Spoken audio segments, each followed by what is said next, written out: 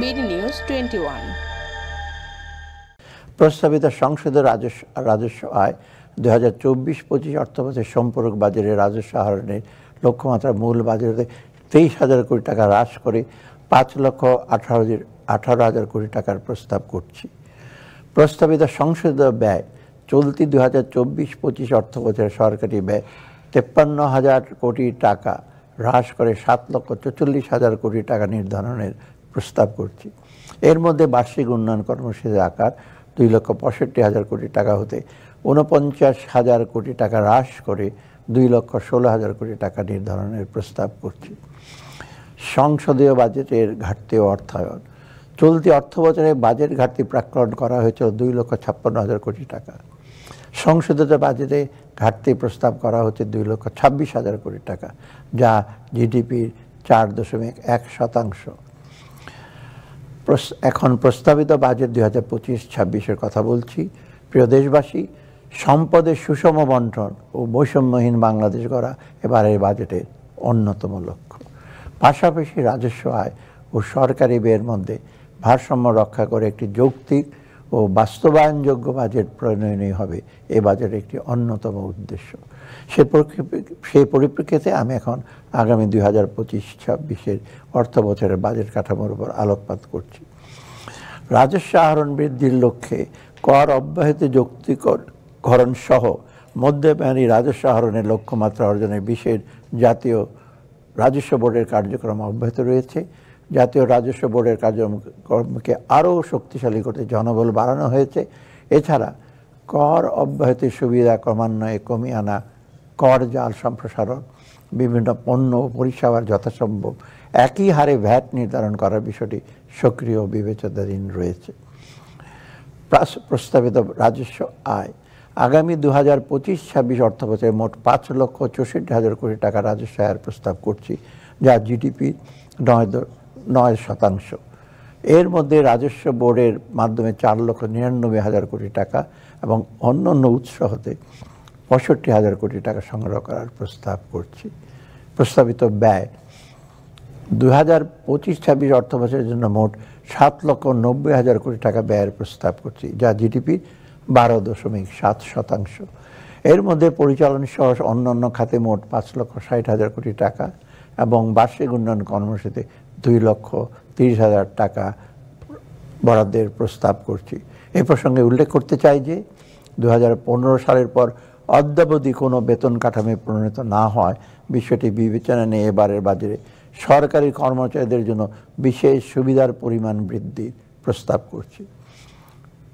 প্রস্তাবিত বাজেটের ঘাটতি ও অর্থায়ন আগামী অর্থ বছরে আমাদের সামগ্রিক বাজেট ঘাটতি ঋণ সহনীয় পর্যায়ে থাকবে।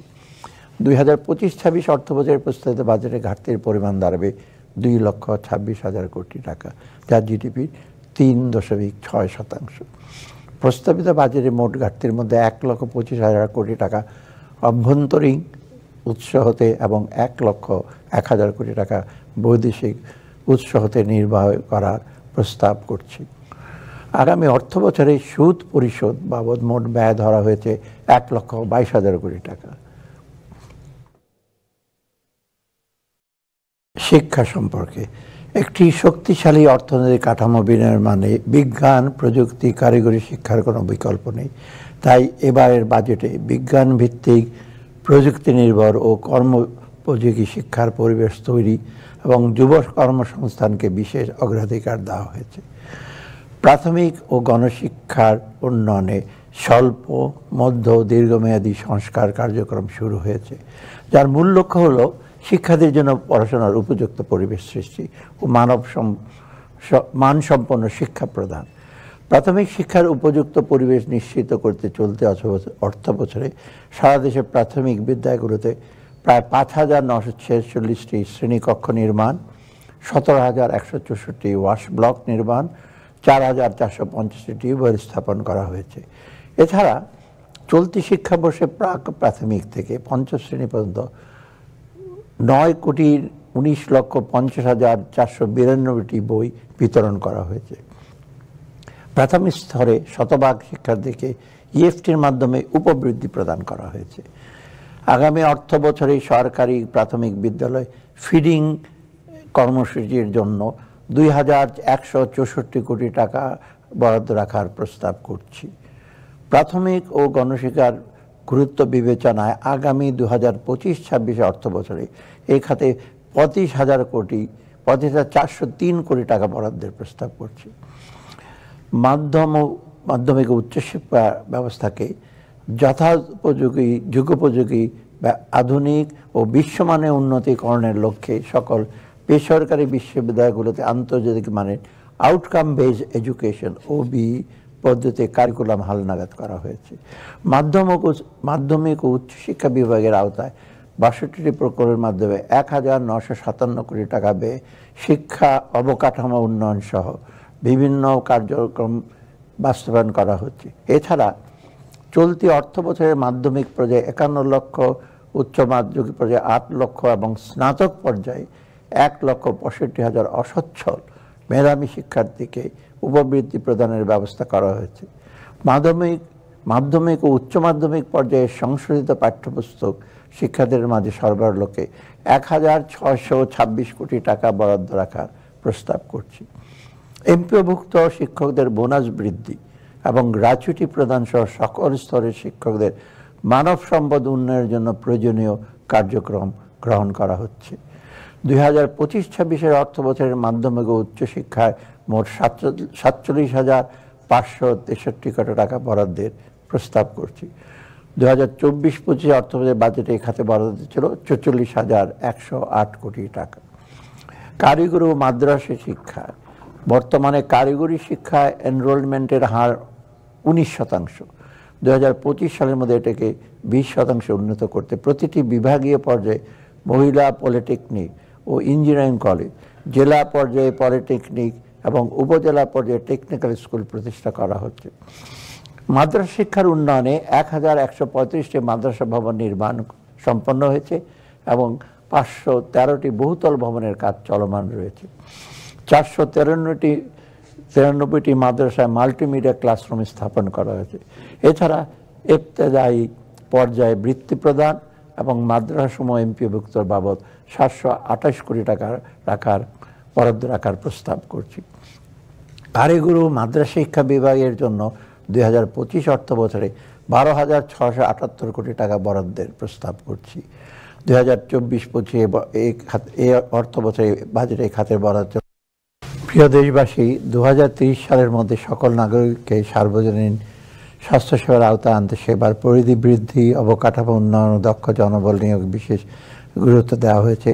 স্বাস্থ্য খাতে শূন্য পদ পূরণে চিকিৎসক, সেবিকা, টেকনিশিয়ান, ফার্মাসিস্ট ও স্বাস্থ্য সহকারীদের নিয়োগ ত্বরান্বিত করা হয়েছে এবং প্রয়োজনীয় পদ সৃষ্টি সমন্বিত পরিকল্পনা গ্রহণ করা হয়েছে। দরিদ্র জনগোষ্ঠীর স্বাস্থ্যসেবা নিশ্চিত করতে আগামী অর্থবছরে তাদের বিনামূল্যে চিকিৎসা সেবা প্রদানের লক্ষ্যে অতিরিক্ত 4,166 কোটি টাকা এবং সম্প্রসারিত টিকাদান কর্মসূচির জন্য 1,000 কোটি টাকা বরাদ্দ রাখার প্রস্তাব করছি। উন্নত দেশসমূহে চাহিদা অনুযায়ী কেয়ার গিভার খাতে দক্ষ মানব সম্পদ তৈরি করা সম্ভব হলে একদিকে বৈদেশিক কর্মসংস্থানের সুযোগ প্রসারিত হবে এবং একই সাথে প্রবাস আয় অর্জনের নতুন দ্বার উন্মোচিত হবে। এ লক্ষ্যে কেয়ার গিভারদের জন্য প্রয়োজনীয় প্রশিক্ষণ প্রদানের উদ্যোগ নেওয়া হয়েছে। পাশাপাশি নার্সিং শিক্ষায় PhD কোর্স চালু এবং আন্তর্জাতিক মানের প্রশিক্ষণ প্রদানের জন্য একটি নার্স শিক্ষক প্রশিক্ষণ কেন্দ্র প্রতিষ্ঠার বিষয় বিবেচনায় রয়েছে। জাতীয় উন্নয়নে স্বাস্থ্য খাতের গুরুত্ব বিবেচনায় 2025-26 অর্থ বছরের স্বাস্থ্য ও পরিবার কল্যাণ মন্ত্রণালয়ের জন্য 41,908 কোটি টাকা বরাদ্দের প্রস্তাব করছি। 2024-25 অর্থ বছরের বাজেটে এই বাবদ বরাদ্দ ছিল 41,407 কোটি টাকা।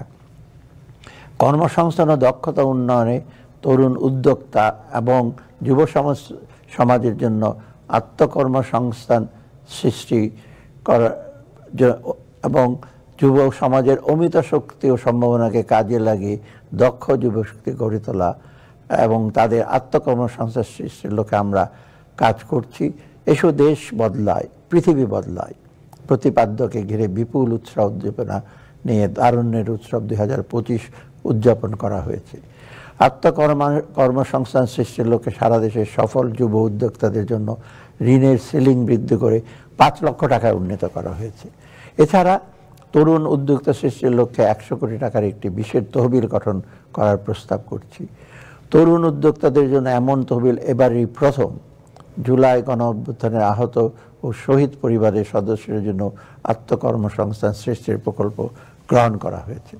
তরুণ যুবাদের দেশের উন্নয়নে আরও গভীরভাবে সম্পৃক্ত করার লক্ষ্যে আগামী অর্থবছরে তারুণ্যের উৎসব উদযাপনের জন্য 100 কোটি টাকা বরাদ্দ রাখার প্রস্তাব করছি।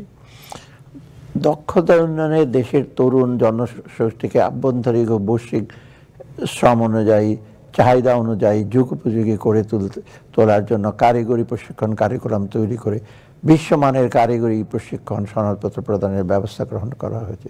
পাশাপাশি চাহিদা নিরূপণ, চাহিদা অনুযায়ী কারিকুলাম প্রণয়ন এবং কারিকুলাম অনুযায়ী শিক্ষা প্রশিক্ষণ করে জব প্লেসমেন্ট নিশ্চিত করার লক্ষ্যে শিল্প প্রতিষ্ঠান, প্রশিক্ষণ প্রতিষ্ঠান ও একাডেমিয়ার মধ্যে যোগসূত্র স্থাপনের কার্যক্রম চলমান।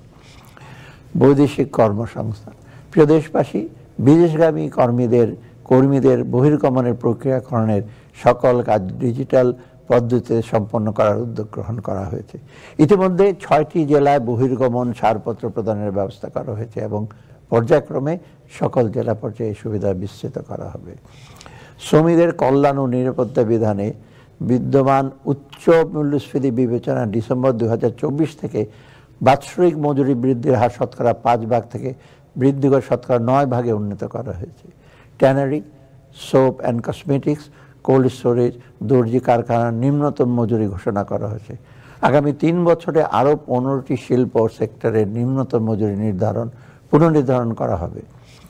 কৃষি খাদ্য নিরাপত্তা। কৃষি ফলন বৃদ্ধির লক্ষ্যে প্রতিকূল পরিবেশ সহিষ্ণু জাত ও উন্নততর চাষাবাদ প্রযুক্তি উদ্ভাবন, সুলভ মূল্যে কৃষি উপকরণ সরবরাহ, সেচ এলাকা সম্প্রসারণ, বিপণন ব্যবস্থার উন্নয়ন, কৃষি যান্ত্রিকীকরণ ইত্যাদি ক্ষেত্রে কার্যক্রম চলমান রয়েছে। বন্যায় ক্ষতিগ্রস্ত ক্ষুদ্র ও প্রান্তিক কৃষকদের সহায়তা প্রদান করা হয়েছে। বিভিন্ন দেশ হতে সার আমদানি এবং দেশে ইউরিয়া সার উৎপাদনের বাবদ প্রয়োজনীয় ভর্তুকি প্রদান করা হচ্ছে। প্রিয় দেশবাসী, উৎপাদিত কৃষি পণ্যের অপচয় রোধ করা সহ সার্বিক কৃষি উৎপাদন ব্যবস্থা শক্তিশালী করার লক্ষ্যে প্যাকেজিং সহ হিমাগার ও কোল্ড চেইন কাঠামো শক্তিশালীকরণ, কৃষি পণ্য পরিবহন ব্যবস্থার উন্নয়ন, কৃষি পণ্যের সাপ্লাই চেনের সকল অংশীদারের একটি পূর্ণাঙ্গ ডাটাবেস তৈরি করা, বিশেষায়িত কৃষি প্রক্রিয়াজাতকরণ অঞ্চল প্রতিষ্ঠা করা ইত্যাদি কার্যক্রম জোরদার করা হয়েছে। খাদ্য নিরাপত্তা। দারিদ্র্য বিমোচন এবং নিম্ন আয়ের জনগোষ্ঠীর খাদ্য নিরাপত্তা নিশ্চিত করার লক্ষ্যে ওএমএস এবং খাদ্য বান্ধব কর্মসূচি চলমান রয়েছে। বর্তমানে 1901টি কেন্দ্রের মাধ্যমে সারা দেশে ওএমএস কার্যক্রম পরিচালিত হচ্ছে। তালিকাভুক্ত চা বাগানের শ্রমিকদের মাঝে প্রতি কেজি 19 টাকা দরে গম বিতরণ করা হচ্ছে। এছাড়া ভালনারেবল উইমেন বেনিফিট কর্মসূচির আওতায় 10,40,000 দুস্থ মহিলাকে মাসে 30 কেজি হারে চাল প্রদান করা হচ্ছে।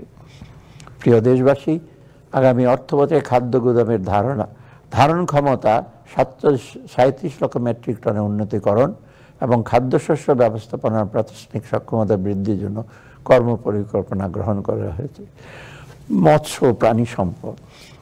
দেশবাসী, দেশের ক্রমবর্ধমান নিরাপদ প্রাণীজ আমিষের চাহিদা পূরণের ক্ষেত্রে মৎস্য এবং গবাদি পশু হাঁস মুরগির টেকসই জাত উন্নয়নে এবং রোগ নিয়ন্ত্রণের মাধ্যমে কাঙ্ক্ষিত উৎপাদনের লক্ষ্যে কর্মপরিকল্পনা গ্রহণ করা হয়েছে। জাতিসংঘ খাদ্য কৃষি সংস্থার the state of the world fisheries aquaculture 2024-এর প্রতিবেদন অনুযায়ী আভ্যন্তরিক মুক্ত জলাশয়ে মাছ উৎপাদনে বাংলাদেশ দ্বিতীয় এবং বদ্ধ জলাশয়ে চাষকৃত মাছ উৎপাদনে 5ম স্থানে রয়েছে।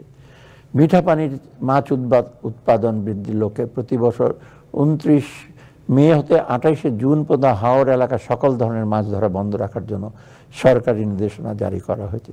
সামুদ্রিক জলসীমায় 15 এপ্রিল হতে 11 জুন পর্যন্ত সকল প্রকার মৎস্য আহরণ নিষিদ্ধ করা হয়েছে। দেশের মানুষের আমিষের চাহিদা বিবেচনা রেখে আগামী 2025-26 অর্থবছরে 52,55,000 রান্না করব আনন্দে, আছে আরএফএল গ্যাস স্টোভ, দ্রুত ও সহজ। দেশের 1 নম্বর gas stove RFL gas stove, যা বেশি তাপেও ফাটে না আর হ্যাসেল ফ্রি অটো ইগনিশন নিশ্চিত করে ঝামেলাহীন রান্না। আরএফএল গ্যাস স্টোভ, নিরাপদ ও ঝামেলাহীন। 2024-25 অর্থ বছরে ছিল 38,279 38,259 কোটি টাকা। সামাজিক নিরাপত্তা এবং অন্তর্ভুক্তিমূলক উন্নয়ন।